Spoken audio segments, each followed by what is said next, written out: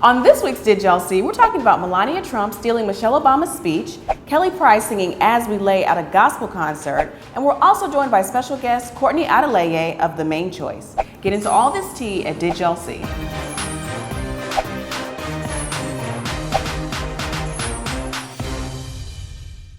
Welcome to another episode of Did Y'all See. As you can see today, we have a special guest. This is Courtney Adeleye. She is the creator and founder of Main Choice Hair Solution. So Courtney, welcome. Thank you. Thank you. She's going to be sitting in for the whole time. So are you ready to talk about these topics? I am. All right. I am. So first is Melania Trump. Now, she spoke at the Republican National Convention this past week, and her speech was strikingly similar to Michelle Obama's speech from 2008.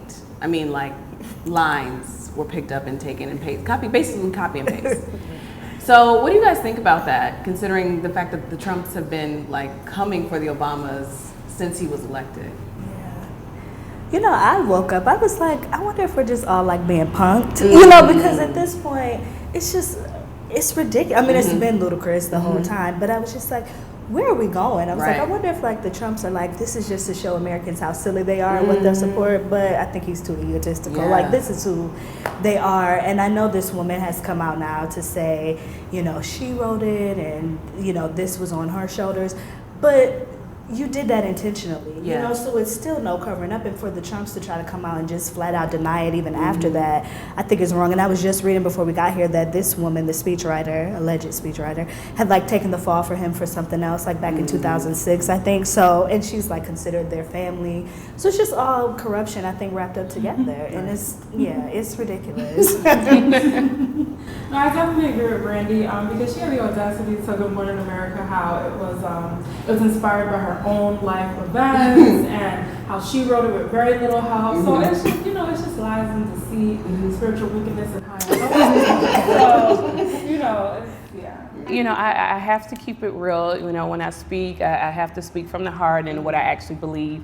I will cut her some slack in this particular instance because I do feel as if she has a staff, everyone has a job, and that was someone else's particular job. So do I feel she took it from her? And, you know, I don't think that was necessarily the case.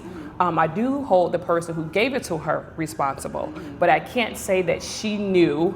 You know, I don't know. I mean, everything is debatable, but I can't say that she knew for sure that was someone else's speech and, you know, she was actually trying to plagiarize or take it from her. Again, I do hold the person accountable, whoever job that was, to write the speech, because I do feel it was apparent it was the same speech. But I will cut her some slack in this particular situation. Like all the others. I don't think she's well versed in politics, and she probably didn't even watch the DNC in 2008, so she probably doesn't know. Right. It was, you know, definitely one of their staff members, but I just, you know, someone was like, this is beyond even just an issue of plagiarism. Someone was like, this is racism. Like, you want to talk about how immigrants can contribute nothing to this country and how they just take from this country, and somebody else was like, you know, people of color haven't contributed anything. It's only white people who built society up to what it is now. And here you have this woman who is an immigrant taking from a, you know, born and raised American, and it's just like Donald Trump's whole campaign has been built on like xenophobia, and for her to come in and do this is just disgusting to me. It is really disgusting, like completely pretending like this woman didn't exist. And I think that's what we're dealing with in society right now, is like the erasure of Black contribution and Black culture, and that on that type of stage is just like, really? I mean, if you're gonna steal a speech, go back further than 2008. I mean, and then the whole thing with the tweets, which I kept saying, like, was that real? I don't know. Yeah, that he tweeted the same thing, like, I'm so proud of my wife, you know, that Obama tweeted, you know. So, did y'all see that Taylor Swift was recently caught out here in another lie? And I say another because Taylor kind of does this, and more people have been exposing her for who she is. But anyway, she, you know, when the Kanye song Famous came out, she took issue with his line, me and Taylor might still have sex because I made her famous. I made that bitch famous. So Taylor, when she accepted her Grammy, she was like, you know, people are going to try to take responsibility for your fame. And she's like, and you can't let that happen, blah, blah, blah. So then cut to Kim Kardashian releasing Snapchat videos of Kanye in the studio talking to Taylor about the song, saying the line to her, with the exception of that bitch, saying the line to her, and Taylor's like, yeah, you know, I think it'll work. I think it's great. I think it's you expressing your creativity, and I really appreciate you calling me as a friend. And she's like, I just think this is a really cool thing that you did, and I think it was great, blah, blah, blah, blah, blah. And if anyone asks me about it, I'll say, oh, we're cool. But that's not how she played it in the media at all. So what do you guys think of Kim releasing these videos, Taylor's reaction to it? Taylor's now saying that she had an issue with that bitch, and Kanye never said that to her on the phone. Well, I think if their last name ends with Kardashian or Jenner, that is strategic. When it comes to marketing, I think it's strategic. I don't think there's any move that they make that's not calculated. That's just my personal, opinion. Because Do you think Taylor's involved? I do. Okay. Exactly. News is news, good news, bad news, especially in the entertainment industry. There's no such thing as bad publicity, and if it happened once and it was successful, why not do it again? Do you think Taylor's career is going to take a hit for that, or do you think it'll work wonders for her? It's going to work wonders for her like it did before. Yeah.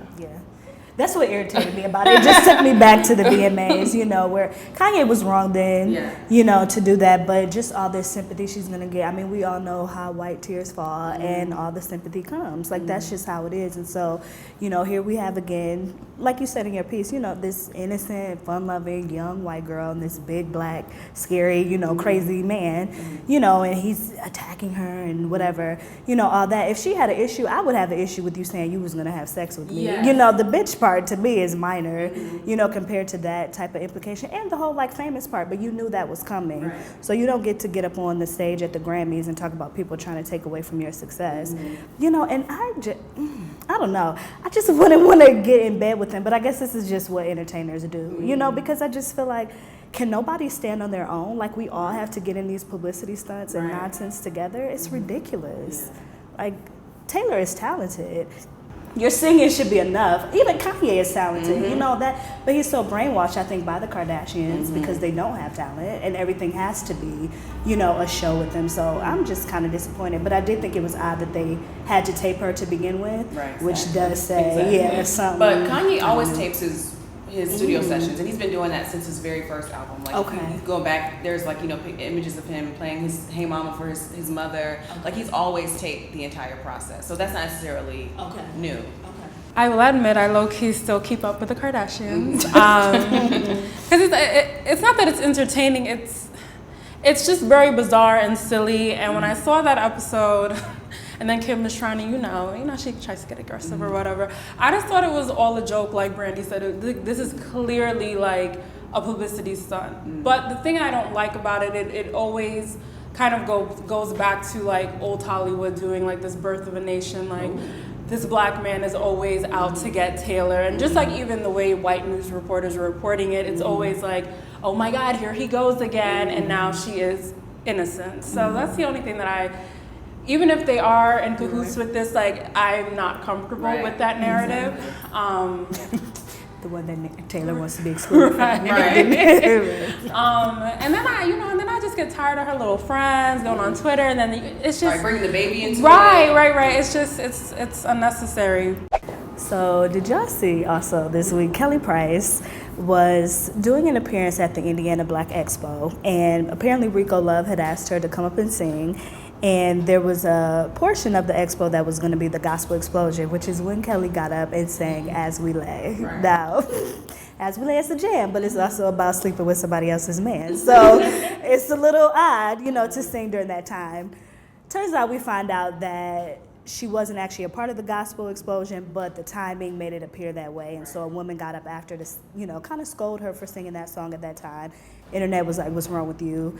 And that was it. But Kelly Price took it upon herself to lay out a stream of Instagram posts criticizing the Christian community, basically saying the way that she was attacked. After this is why people don't want to go to church, why people don't want to be Christians. She grew up in the church. She has a responsibility to call out anything that's not authentic.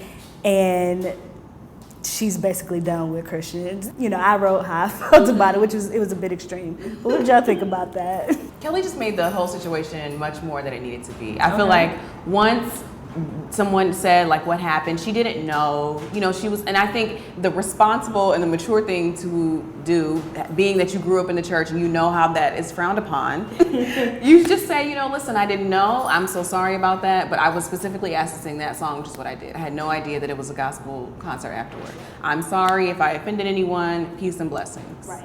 I really believe that Kelly is trying to always be booked. Anything that she does is because she's trying to be booked.